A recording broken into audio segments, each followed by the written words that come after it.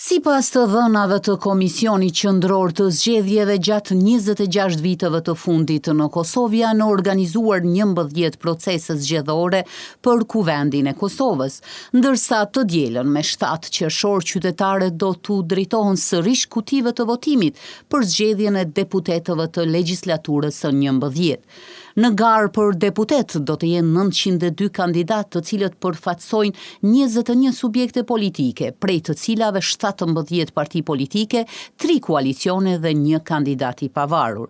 Sipas të dhënave nga lista votuese, numri i qytetarëve me të drejtë vote në vendvotime në Republikën e Kosovës është 1.959.962 votues, ndërkaq numri i qytetarëve që janë regjistruar për të votuar jashtë Kosovës është 132.212 votues.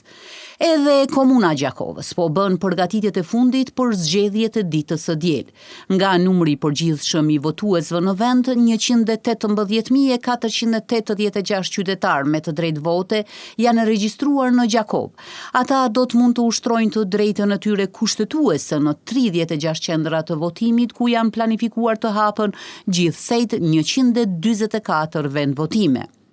Ndërkohë institucionet përgjegjëse kanë bërë përgatitjet e nevojshme që procesi i votimit të zhvillohet në mënyrë të rregullt, të qetë dhe transparent.